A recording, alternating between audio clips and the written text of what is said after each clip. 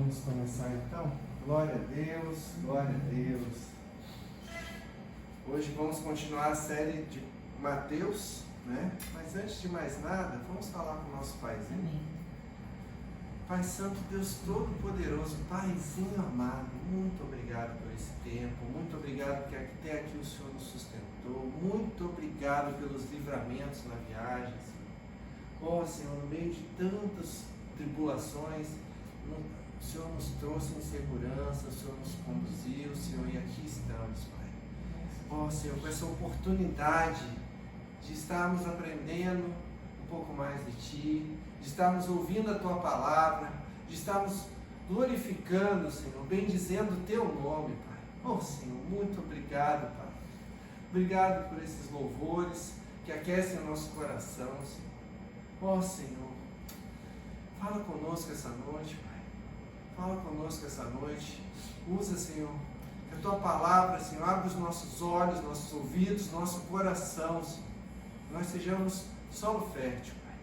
Multiplica essa semente para 30, 60, 100 nos nossos corações e daqueles que vão ouvir. É o que nós te pedimos, nós te agradecemos, bendizendo o Teu nome, Senhor, em nome de Jesus. Amém. Amém. Então vamos na sequência, né? Lembrando os avisos, né? A gente continua tendo o Clube do Livro, estamos estudando o livro Cristianismo Puro e Simples, do C.S. Lewis, toda quarta-feira, 8 da noite. Essa semana ainda não saiu o vídeo, mas foi bem legal, os irmãos se reuniram aqui, foi um tempo de compartilhamento muito gostoso, muito proveitoso, e creio que até no máximo segunda-feira a gente vai estar postando o vídeo. Vamos continuar o catecismo, sempre o catecismo Nova Cidade, para a gente, em forma de devocional, a gente conseguir concluir em um ano o catecismo. Pergunta de número 19. Existe como escapar do castigo e ser trazido de volta ao favor de Deus? Resposta: sim, para satisfazer a sua justiça, o próprio Deus, por sua misericórdia, nos reconcilia com Ele e nos livra do pecado e do castigo pelo pecado por meio de um Redentor. Olha Deus. Texto para reflexão, Isaías 53, versos 10 e 11. Todavia, ao Senhor agradou moê-lo, fazendo-o enfermar. Quando a sua alma se puser por expiação do pecado, verá a sua posteridade, prolongará os seus dias, e o bom prazer do Senhor prosperará na sua mão.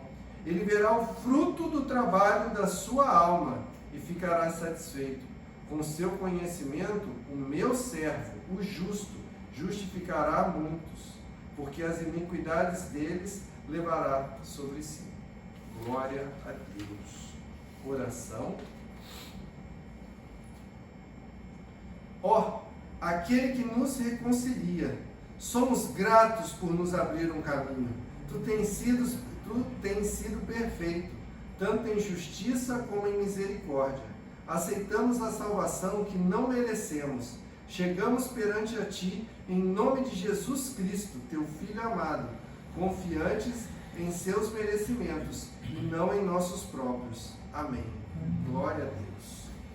Agora a gente tem que falar mais sobre redenção, porque às vezes a gente fala, Cristo Redentor, e por causa da estátua, né, lá na cidade do Rio, mas é um conceito que não é da nossa cultura mais, há muitos séculos já.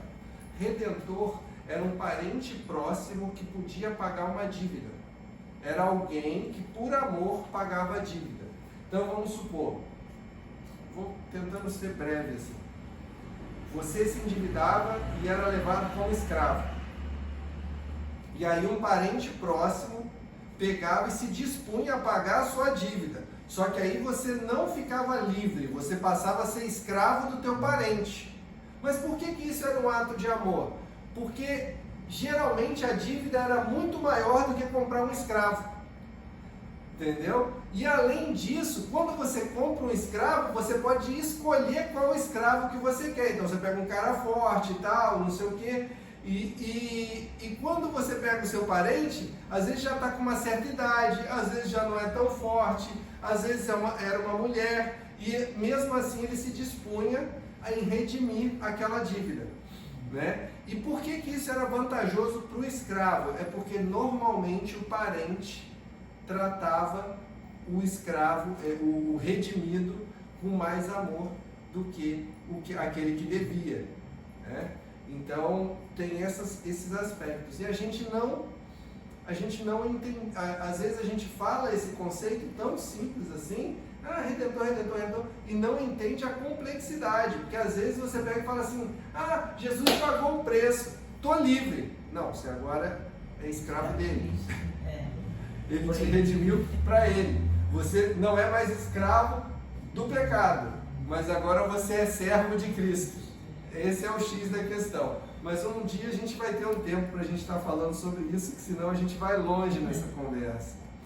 Conforme a gente tem feito, vamos ler o Salmo de número 5, porque a ideia é tentar, em 3 anos, vencer os Salmos. Salmo de número 5, proteção contra os ímpios. Ao mestre de canto para a flauta, Salmo de Davi. Dá ouvido, Senhor, às minhas palavras. Deixa eu só mudar de versão, que eu não gosto. Dá ouvido, Senhor, às minhas palavras, e acode o meu gemido. Escuta, Rei meu e Deus meu, a minha voz que clama, pois a ti é que imploro. De manhã, Senhor, ouves a minha voz, de manhã te apresento a minha oração e fico esperando, pois tu não és Deus que se agrade com a iniquidade, e contigo não subsiste o mal. Os arrogantes não permanecerão na tua presença. Odeias todos os que praticam a iniquidade. Tu destróis os que proferem mentiras. O Senhor abomina o sanguinário e o fraudulento. Eu, porém, pela riqueza da tua misericórdia, entrarei na tua casa e me prostrarei diante do teu santo templo no teu temor. Senhor, guia-me na tua justiça por causa dos meus adversários. Endireita diante de mim o teu caminho, porque na boca dos meus adversários não há sinceridade. O íntimo deles está cheio de crimes. A garganta deles é sepulcro aberto, e com a língua lisonjeiam. Declara os culpados, ó Deus, que eles caiam por seus próprios planos. Rejeita-os por causa das suas muitas transgressões, pois se rebelaram contra ti. Mas alegrem-se todos os que confiam em ti.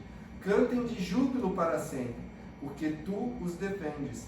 E em ti se gloriem os que amam o teu nome. Pois tu, Senhor, abençoas o justo e como escudo os cercas de tua bondade. Glória a Deus. Eu acho que isso é uma coisa que eu gosto muito nos Salmos, e principalmente esses Salmos de Davi são muito legais, porque assim, aí mostra por que Davi é um homem segundo o coração de Deus. Porque ele tinha intimidade com Deus e ele tinha um coração tratável. Ele tinha um coração que não é obstinado, porque às vezes o cara está no pecado, você vem e confronta o irmão no pecado e ele tem aquele coração obstinado. Ele, como diz a Escritura, ele endurece a cerviz. O que acontece? Endurecer a cerviz é o quê? Cerviz é isso aqui. E endurecer a cerviz é porque ele não se dobra. Na hora, ao invés de ele se prostrar e aceitar, e ele se submeter ao Senhor, né? Ó Senhor, eu pequei mesmo, pequei contra ti. Não, ele endurece a cerviz. Não vou aceitar. E Davi era um homem tratável. E os salmos são interessantes porque eles mostram, muitos deles são orações, e orações sinceras. Você não vê um cara com meias palavras, né? Igual a gente viu no outro salmo, quebra o queixo e tal, do meu inimigo. Então assim, é o cara rasgando o peito diante de Deus. Olha, o meu pecado, pequei contra ti e tal. E assim, os salmos, eles são um desenvolvimento poético daquilo que a gente tem na lei. O cara não tira do nada, castiga os injustos e abençoa os justos. Não, é porque lá na lei, Deus prescreve, se você fizer as coisas que eu estou te falando, se você me obedecer, você vai ter bênção. Se você não me obedecer, você vai ser amaldiçoado. Abençoarei os que te abençoarem, amaldiçoarei. Então, ele só está cantando, poetizando e orando em cima daquilo que é uma construção. Entendeu? E isso é importante a gente ter isso no nosso coração guardado, porque é esse tipo de texto que vai muitas das vezes ser aquele que vai te confortar nos momentos de angústia. Quando a gente vê, por exemplo, o ímpio vencendo, como a gente tem visto ultimamente, quantas coisas ruins acontecendo no mundo. Seja as injustiças cometidas por quem devia fazer justiça, seja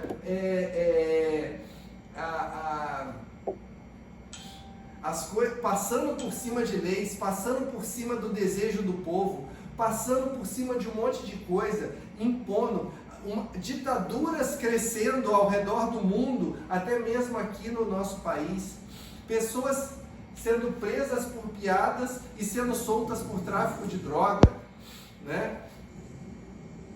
Sendo condenadas por falar na internet e sendo soltas por assassinato. E aí a gente olha e fala, onde que está a justiça? Né? E aí esse tipo de texto mostra o final deles. O final deles. Porque Deus há de julgar. E Ele vem, e Ele é justo juiz. E Ele não dorme, Ele não tarda. Ele vai vir. E quando isso acontecer, Ele vai separar aqueles que são seus daqueles que viveram, que fizeram essas maldades. E é essa a nossa esperança. É isso que nós temos. Porque o próprio Davi se firmava nas promessas. E a gente às vezes quer se firmar no nosso próprio entendimento. A gente quer se firmar na nossa própria força. Davi, que era um rei guerreiro, um rei com o qual foi cantado que Saul matou milhares e ele matou 10 milhares. E aí você pensa, nossa, o cara era muito bom de luta. Ele não se fiava na sua força. Quando ele vai enfrentar Golias, ele chega e fala, você vem com armas e eu vou com o Senhor. Entendeu? Eu estou com o Senhor dos exércitos. Então, ele se fiava no Deus que ele cria. E é essa a fé que nós temos que ter. E é essa atitude que nós temos que ter diante do Senhor. A atitude de quem reconhece o seu erro, de quem não endurece a serviço. Quando ouve a voz, não endureçais o coração. É isso que nós temos que ter, esse coração. E que nós possamos crescer em intimidade com Deus. Que nós possamos seguir esses exemplos, ver esse tipo de oração e começar a crescer nisso. É interessante às vezes a gente orar a palavra, usar a palavra para orar, tem muitas pessoas que fazem isso, mas também a gente começar a crescer nessa intimidade de falar do coração, as nossas angústias, os nossos anseios, aquilo que a gente tem, que tem nos afligido, para que nós possamos estar crescendo em intimidade com o Senhor. Amém? Glória a Deus. Então chegamos na nossa série, como a gente tem feito, né, intercalando sempre. Um culto falando sobre vida de igreja, outro culto nós estamos lendo junto Mateus, né, lendo e refletindo sobre o Evangelho de Mateus, e hoje nós estamos no capítulo 2. O capítulo 2, no final das contas, vocês vão ver que assim, ele parte da mesma premissa ao longo do capítulo todo, tá? Então, assim, o X da questão de Mateus é que foi um evangelho escrito para os judeus, e volto a falar aquilo que a gente já tem conversado. Parem de ter preconceito com o Velho Testamento. Mateus é escrito fundamentando no Velho Testamento para comprovar a messianidade de Jesus, para comprovar que ele era o Cristo para os judeus. Mas se eles não conhecessem a lei, eles não tinham como saber aquilo que estava sendo falado.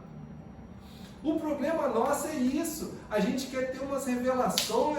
Muitas das vezes a gente vê um monte de gente procurando revelação, e você tem a maior revelação de todas e não se fundamenta nela. Aí qualquer bobagem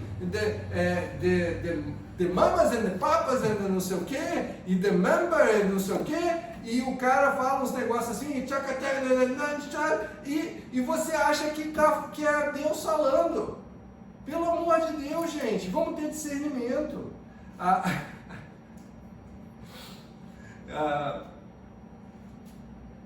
Foi o caso, eu vou só ilustrar, porque nem todo mundo sabe, já vi pela cara da minha mãe que ela não soube dessa história, mas é um garoto que estava sendo usado, literalmente usado. Ele tinha muita vontade, entendeu? Mas era um garoto usado. Ele é adolescente. E estourou isso daí do quê?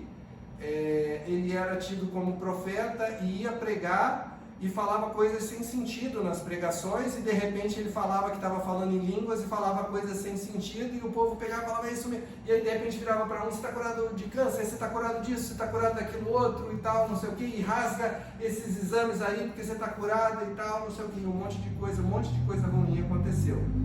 E o maior... E a piada que gerou é porque numa dessas ele fala em inglês baseado numa pregação que estava na internet. Então todo mundo viu que as línguas estranhas que ele estava falando, na verdade, era uma imitação de um pregador americano. Ele assistiu, gravou parte das palavras e falou. E aí ficou mais feia ainda a situação. E aí virou piada. Entendeu? Aí por isso que eu brinquei, porque não é exatamente isso que ele fala, não, de mamas and the papas, não, ele fala the member, de não sei o que e tal, mas assim, no final das contas, virou piada. E por que tem pessoa que escuta isso, acredita, chora e tal? Porque não se fundamenta na palavra.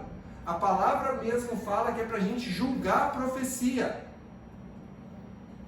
A gente tem que julgar a profecia. Só que como você vai julgar? Gente, quando tem uma pessoa que é juiz, ele só pode julgar porque ele conhece as leis. É uma coisa óbvia. O cara tem que ter notado, por exemplo,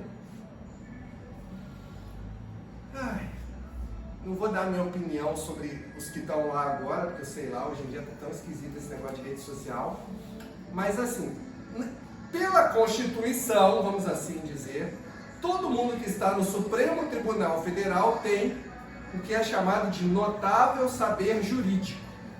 Então, eles são destaques em conhecer as leis do nosso país, a Constituição do nosso país. Eles são expoentes em conhecer a Constituição. Por isso eles podem julgar. Entendeu? Por isso que eles podem até julgar se aquilo que foi feito de lei, se aquilo bate com a regra geral da Constituição ou não. Quando é falado no Novo Testamento para a gente julgar a profecia, é baseado nisso.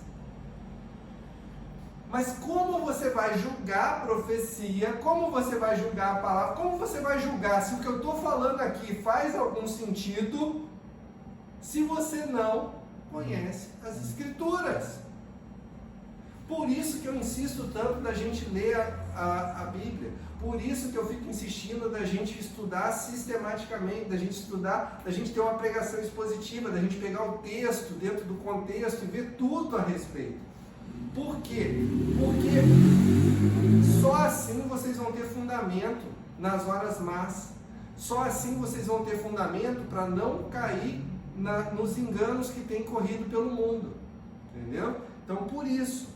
Tá? Então vamos começar o texto que eu acabei me empolgando.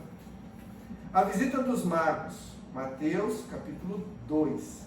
Aí a nossa cidade foi batizada em relação a isso, né? Não é à toa que é Angra dos Reis. A visita dos magos. Tendo Jesus nascido em Belém da Judéia, nos dias do rei Herodes, eis que vieram os magos do Oriente a Jerusalém, e perguntavam: onde está o recém-nascido rei dos judeus? Porque vimos a sua estrela no Oriente e viemos para adorá-lo. Ao ouvir isso, o rei Herodes ficou alarmado, e com ele toda Jerusalém. Então Herodes convocou todos os principais sacerdotes e escribas do povo e lhes perguntou onde o Cristo deveria nascer. Eles responderam: em Belém da Judéia, porque assim está escrito por meio do profeta: e você, Belém, terra de Judá, de modo nenhum é menor entre as principais de Judá, porque de você sairá o guia, que apacentará o meu povo Israel. Com isso, Herodes, tendo chamado os magos para uma reunião secreta, perguntou-lhes sobre o tempo exato que a estrela havia aparecido. E enviando-os a Belém, disse-lhes: vão e busquem informações precisas a respeito do menino. E quando o tiverem encontrado, avisem-me, para eu também ir adorá-lo. Depois de ouvirem o rei, os magos partiram. E eis que a estrela que viam no Oriente ia adiante deles, até que chegando parou sobre onde o menino estava. E, vendo eles a estrela, alegraram-se com grande e intenso júbilo. Entrando na casa, viram o menino com Maria, sua mãe. Prostrando-se, o adoraram, e abrindo seus tesouros, entregaram-lhe suas ofertas: ouro, incenso e mirra. E tendo sido avisados por Deus em sonho para não voltarem à presença de Herodes, os magos seguiram por outro caminho para a sua terra. Até aqui.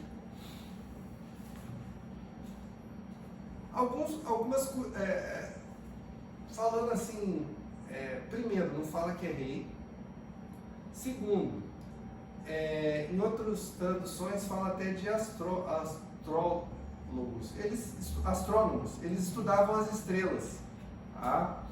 Então, assim, era uma caravana que veio para poder adorar. Eles viram um sinal no céu, viram para onde apontava, e eles conheciam, mesmo sendo de fora, tinha sido falado para eles, eles ouviram a respeito da profecia de Balaão, a respeito de uma estrela, que indicaria o Messias. Né? Então, por conta disso eles vieram. Né? Alguns estudiosos creem que não era um fenômeno natural, por isso que chamou a atenção. Por quê? Porque estrela não anda e não para. Entendeu? Mas era uma estrela cadente. Tá, mas eles passaram dias viajando e ela ficou caindo em câmera lenta. Não, entendeu? Mas era um cometa. Ele ficou passando em looping, assim, para indicar o caminho, igual uma seta. Não. O mais sugerido é que era um anjo mesmo, que fez um fenômeno celeste ali, para poder apontar para eles, né? Mostrando, indicando, e aquilo chamou a atenção nos seus estudos dos céus, né? Das estrelas. Tá? Quando eles chegam perante o rei, esse rei, depois a gente vai ver uma barbaridade que ele faz aqui, mas ele era muito, muito, muito cruel. Ele não era pouco cruel. O que ele fez já fazia parte do caráter dele. Roma já dominava a terra de Israel, já dominava, colocou Herodes para governar, e ele era tão mau que a história conta que ele mandou matar uma das suas esposas, ele mandou matar até alguns filhos. Qualquer um que ameaçasse ele mandava matar. Ele mandou matar funcionários. Então, ele não era assim, qualquer coisa que ameaçasse o reinado dele, ele não tinha menor pudor de resolver isso, mandando matar. E aí, os magos vêm, mas eles vêm com uma coisa meio, como é que eu vou te falar assim? Tanto que eles vêm perguntar para ele: olha, o rei, nasceu o verdadeiro rei. A gente veio para adorá-lo e trouxe presente. Nossa, o rei deve ficar felizão, né? Imagina se isso acontece aqui no nosso país, né? Vamos supor assim uma ilustração. Chega um povo aqui: olha, seu presidente Lula Então, a gente viu um sinal que nasceu o verdadeiro presidente, que vai dominar no seu lugar. Ajuda a gente a localizar? Vai dar certão, assim, eu tenho certeza que ele vai ficar bem feliz, vai falar, poxa, me mostra aí que nós vamos lá junto para ver esse fenômeno. Então, ainda mais um cara como esse, que foi capaz de mandar matar a própria esposa, matar alguns filhos, então era bem possível de acontecer o que aconteceu. Só que ele pegou e chamou para uma reunião, quis fingir que não era essa a intenção. Ele falou, olha, ele chama os sacerdotes, e aí volta a acontecer aquilo que eu tenho falado. E que tanto... Gente, era um troço, é um troço assim que a gente perdeu ao longo dos anos. Nós perdemos e a gente precisa recuperar isso. O conhecimento das Escrituras. Por quê? Porque os sacerdotes falam certo. Eles não viram o sinal, eles não reconheceram o Messias, mas eles sabiam onde que ele ia vir. Aonde que é para nascer o Messias? Em Belém. Porque está escrito. Eles não tiram... Hoje eu estou meio inspirado, quase que eu falei, ó. Eles não tiram de trás da orelha, que eu ia falar de... Eles não tiram da axila, eu ia falar de outra forma, entendeu? Eles não tiram da axila. Eles chegam e falam, porque está escrito. E aí eles falam, o Messias é para nascer em Belém. E falam a profecia do Velho Testamento. E a gente não conhece, até quem não cria, quem não reconheceu Jesus como Messias, sabia de onde era para ele vir. E Mateus se baseia nisso para provar a messianidade de Jesus. Mateus aqui está escrevendo, mostrando, olha, tanto é que isso é uma coisa maravilhosa do nosso Deus. Jesus é o cumprimento de várias profecias que foram feitas séculos, até milênios antes dele nascer. Entendeu? E isso comprova, testemunha a favor da messianidade dele. Só que a gente só vai entender isso se a gente lê, se a gente estuda, se a gente se debruça na palavra. Não vai ser por causa de um sonho, né? E aí, Herodes vai dar aquela conversada com eles e eles vão. Por que ficou falado nessa questão ficou entendido, apesar do texto não falar rei, e por que ficou entendido que eram 3, se o texto não dá números? Porque são 3 presentes. Entendeu? E como são presentes de alto valor para a época, se entendeu que eram reis, por causa do valor dos presentes, por causa da comitiva que eles estavam. Mas o texto não fala isso, tá? Então eu gosto de deixar isso claro, porque assim, onde que está a história dos reis? E uma coisa interessantíssima para mim, pelo menos, é porque eles estão num monte de presépio, como se isso aqui acontecesse no dia que Jesus nasceu. E o texto não fala disso. Então não foi ali na manjedoura que eles chegam com os presentes, entendeu? Esse é o X da questão, tá? Que eu queria deixar.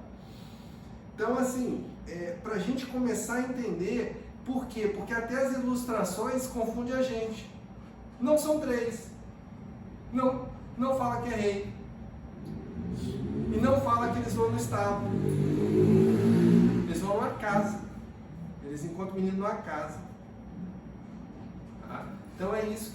E assim, quando Deus quer falar, não precisa ser do povo de Israel. Porque logo o texto fala que eles foram alertados em sonho por Deus. Então, por exemplo, não é à toa que hoje muitos missionários dizem que nos locais que têm difícil acesso, anjos estão pregando. E pessoas têm sonhado no meio desses povos oprimidos, sonhado com o Messias. Jesus tem se revelado para eles. E tem tido vários testemunhos desse tipo. Por quê? Porque Deus fala, aqueles que Ele escolhe, Ele não lança fora. Ele vai usar o que for preciso. Amém? E aí eles voltam por outro caminho e Herodes não fica sabendo. E aí tem todos os desdobramentos disso. A fuga para o Egito. Vamos continuar no texto. Depois que os magos foram embora, um anjo do Senhor apareceu em sonho a José e disse: levante-se, tome o menino e sua mãe e fuja para o Egito. Fique por lá até que eu avise a você, porque Herodes há de procurar o menino para matá-lo. Levantando-se José, tomou de noite o menino e sua mãe e partiu para o Egito, onde ficou até a morte de Herodes. Isso aconteceu para se cumprir o que foi dito pelo Senhor por meio do profeta: do Egito chamei meu filho. Glória a Deus. José é um personagem sensacional. Não tem nenhuma fala dele registrada. Mas uma coisa que sempre acontece é: ouve e obedece. Ouve e faz. Ouve e obedece. Aí você quer ouvir anjo, você quer ouvir... Se você não obedece nem as coisas que você já sabe, que você já ouviu. Quer ouvir profeta, quer ouvir profecia, e você não obedece. Você tem um coração duro. Entendeu? E aí, eu quero ouvir, quero a revelação, quero uma profecia e tal. E não obedece o que está escrito. José não, ele tinha esse tipo de coração. E aí era tranquilo para o anjo aparecer. Você não vê ele argumentando. Você não vê ele nem sequer pedindo prova. Porque no Velho Testamento ainda teve prova. Molha aqui a lãzinha, agora seca a lãzinha molhada. José não ouvi, na mesma hora levanta. Mas é de noite, José. Não interessa, temos que tirar o menino daqui. Tchau e bênção, estamos indo. Entendeu? Porque eu recebi uma orientação para ir.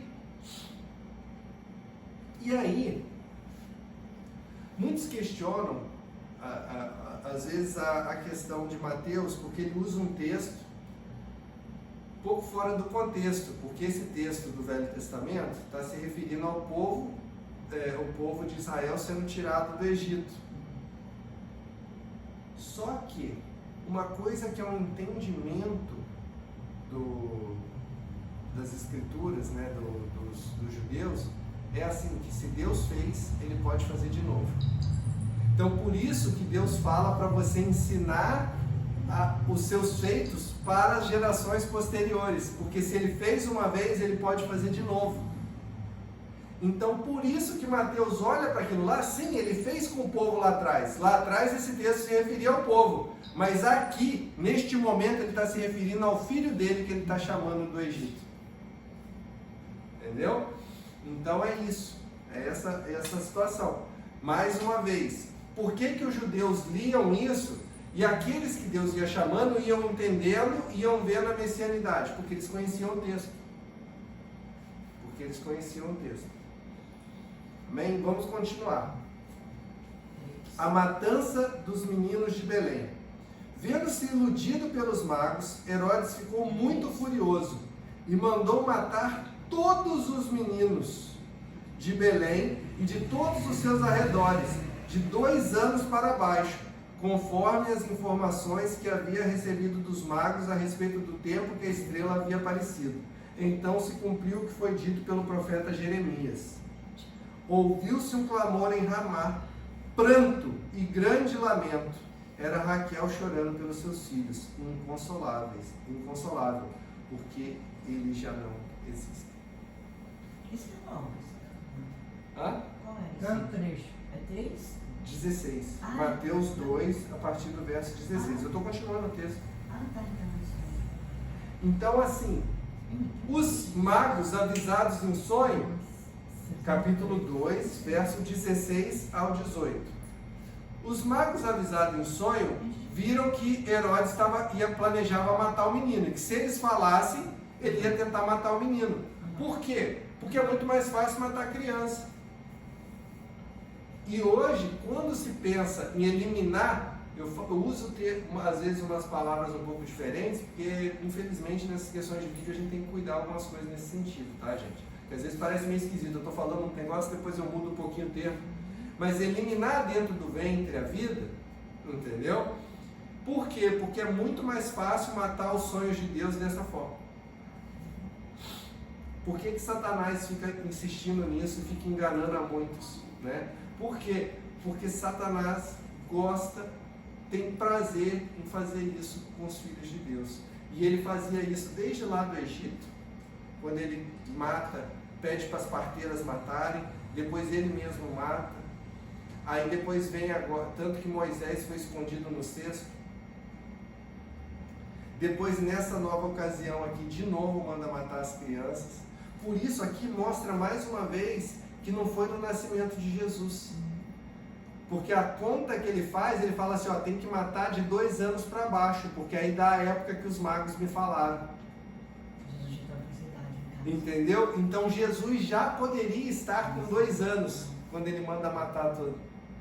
Então não foi ali na manjedoura, igual está no nosso presépio, entendeu? Não foi ali, tá? Só para deixar isso claro. Porque assim, eu vou te ser sincero que eu cresci pensando que tinha sido.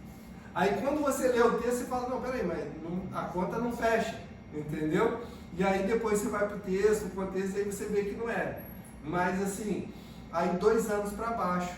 E aí foi esse assassinato, esse infanticídio que aconteceu lá em Belém, né? Mandado por Herodes, que era mal dessa forma.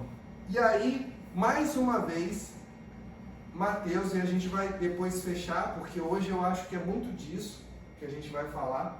Mateus mais uma vez vai linkar a profecia de Jeremias com o que aconteceu na vida de Jesus. E isso ao longo do Evangelho de Mateus vai ficar se repetindo. É uma constante. Ele precisa provar esse ponto, porque o foco de Mateus é provar que Jesus era o Cristo. Jesus é o Cristo, Jesus é o Cristo. Esse é aquele que a gente esperava. O profeta falou dele, esse outro profeta falou dele, esse outro profeta falou dele. Entendeu? Para que as pessoas entendessem. Jesus mostra isso quando ele ressuscita. Ele fala assim, ó, as escrituras aqui, ó, olhem nas escrituras o que falava de mim e tal, não sei o que, no caminho de Emaús. Então, são vários os pontos, né? E aí, continuando no texto, a partir do verso 19, para a gente poder encerrar. A volta do Egito. Depois da morte de Herodes, um anjo do Senhor apareceu em sonho a José no Egito e lhe disse, levante-se, tome o menino e sua mãe e vá para a terra de Israel, porque os que queriam matar o menino já morreram. Levantando-se José, tomou o menino e sua mãe e voltou para a terra de Israel.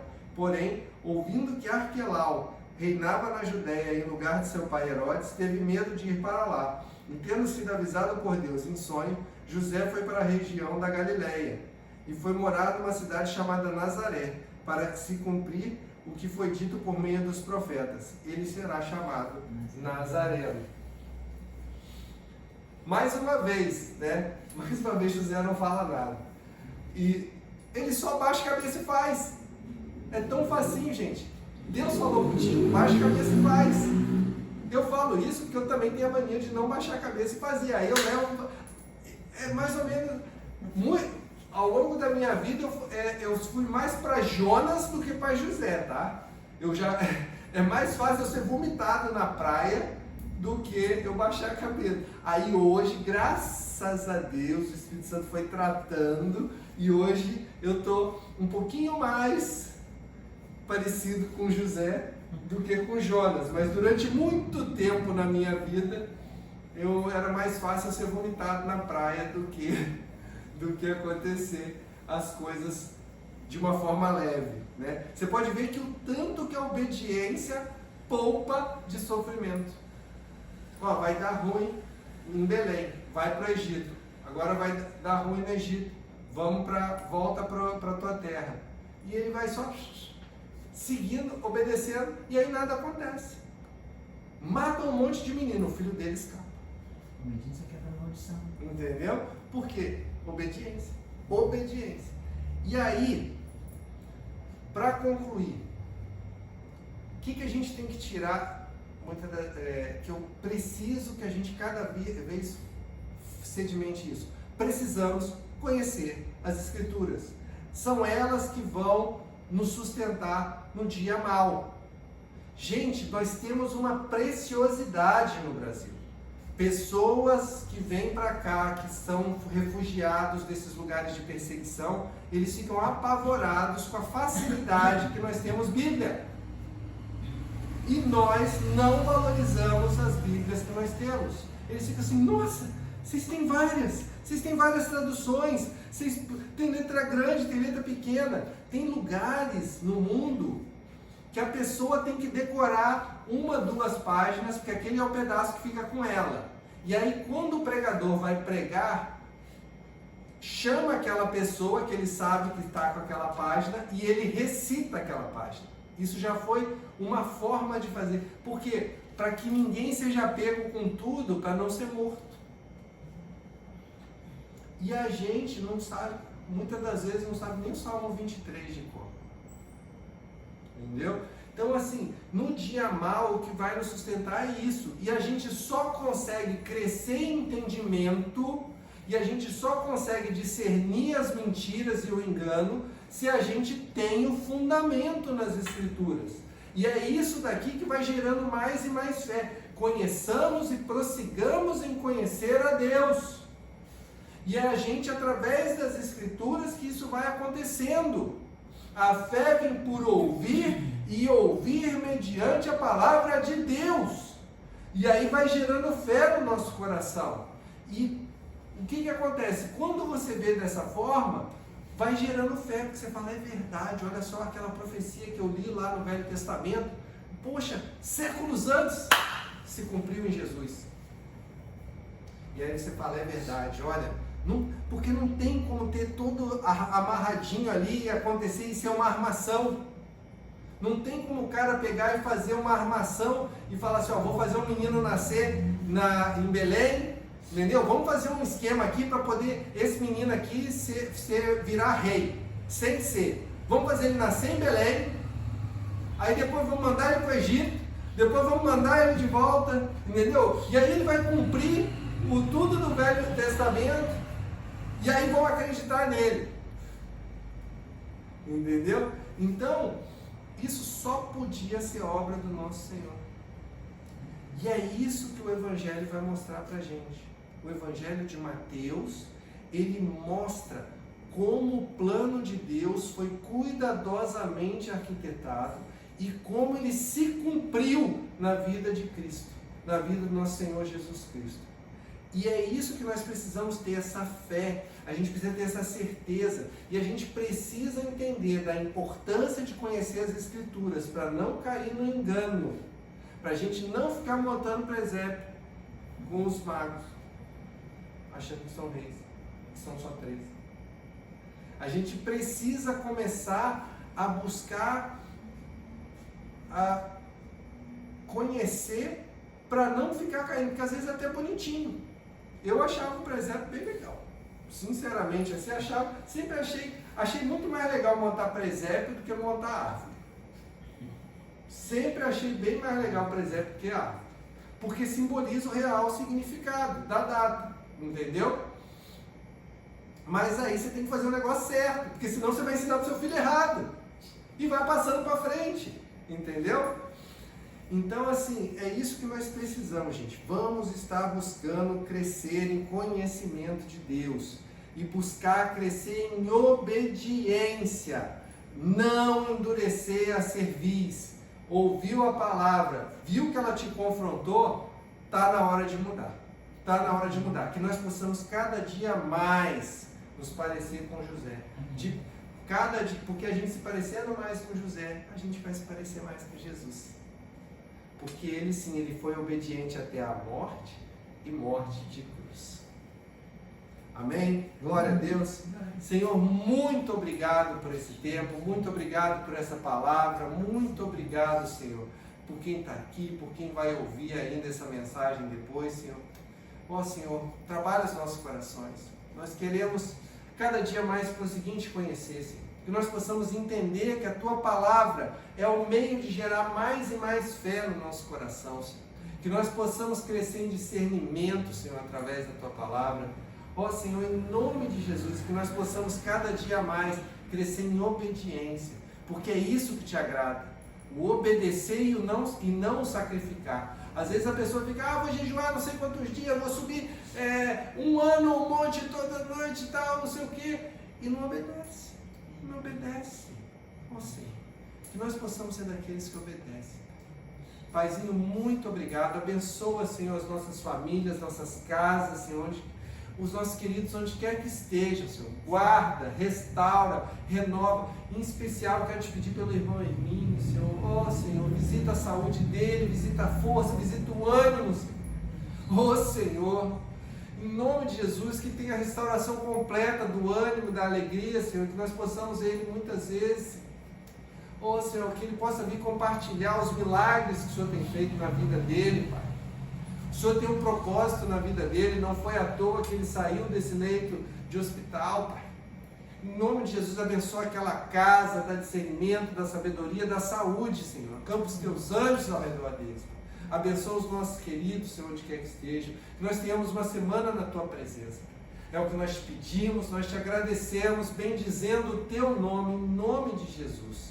Que o amor de Deus, que a graça de nosso Senhor Jesus Cristo e a doce comunhão do Espírito Santo permaneçam conosco, em nome de Jesus. Amém. Glória a Deus.